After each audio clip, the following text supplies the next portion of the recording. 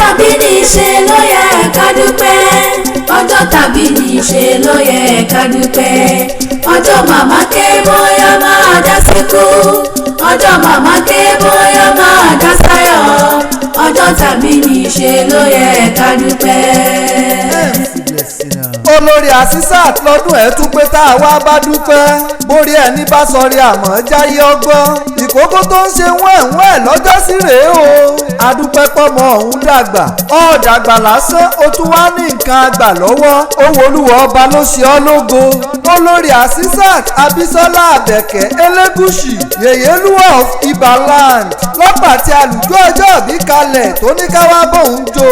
nítorí pò ní lọ́jọ́ ìbí ìhun ọjọ́ tá a dáyé ó ṣe iyebíye ìdí àrè tó fi ń dámú sòṣèdùmarè ẹ kúkú ti mọ̀ ṣẹ̀kẹ̀rẹ̀ kì í bá wọn lọ sóde ìbànújẹ́ ọ̀yá ẹ̀kọ́ lùkó ṣẹ̀kẹ̀rẹ̀ ó di ilé ọlọ́jọ́ ìbí kálọ̀ rèé bá jójàgí ní yòdò Olori Azeezat Abisola Abẹ́kẹ́ Elegushi lẹ́ o àbíwọ náà kọ́ ọ̀rọ̀ rẹ̀ tọ́pẹ́ ó tún ṣe déédéé ọpẹ́ níwájú Olódùmarè ọba tó dá ọ sí fún wa àbíwọ náà kọ́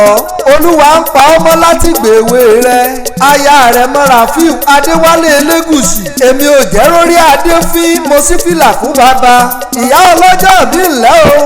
Alábẹ̀kẹ́ ikú ò ní mú ọ kúrò lẹ́ẹ̀dì ọkọ rẹ gbogbo ọgbọ̀njọ́ nínú oṣù kẹfà ìlọ́jọ́ ìbí rẹ ìkókó ọjọ́ náà rèé tolúwa ọba ti dàlágbà ọ̀dàgbà lásán ó tún ní nǹkan àgbà lọ́wọ́ ayé rẹ ò ní ta ẹmọ́yá bá mi sàmì ẹ̀ ọ̀tá ẹ mọ̀ wulẹ̀ bínú mọ́ olúwa ọba ló dirí ẹwà fákùkọ rẹ ó ti gòkè ọlọ́run ò ní jẹ́ ọ jábọ́ ẹmọ́yá sàmì ẹ̀ gbogbo àwọn ọmọ rẹ pátá lọ́rọ́sẹ́ pè mí wọ́n ní kí wọ́n máa kí màmá àwọn fún tayẹyẹ orí kádùn ẹ̀ tó kò látòrí Prince Yusuf Ọlámilékan ní UK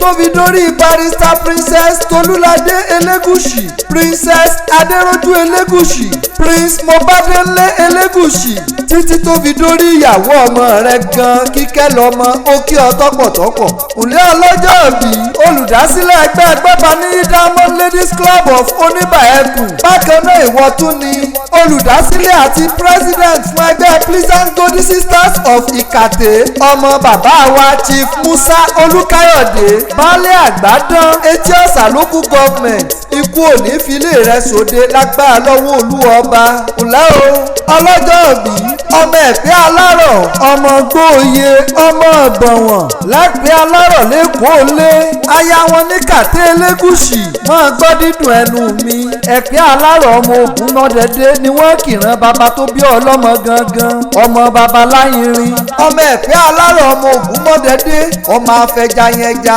ọmọ ọjọ́ orò kánà ọmọ mọ̀ wá o torí bàná bá wá orò ni ó gbé lọ ọmọ onídàá kò máa ná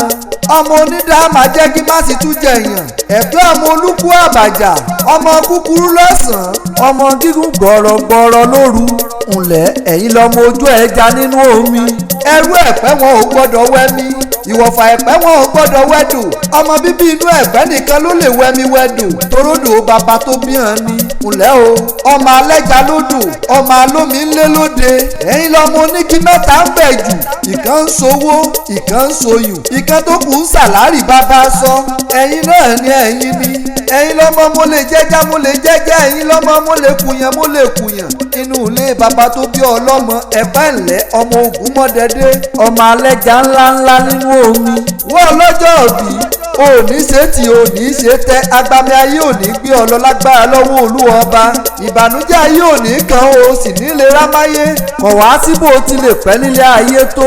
òní tanná wo sàárè ọmọ lágbára lọ́wọ́ olúwa ọba ìwọ gan òní tètè kú ẹ bá mi sàmì ẹ̀ Olori Azeezat Abisola Abẹ́kẹ́ Elegushi yèyélúwà of Ibaland ó ti sọdún èyí ná gbogbo àwọn ọmọ rẹ lọ́panupọ̀ tó pé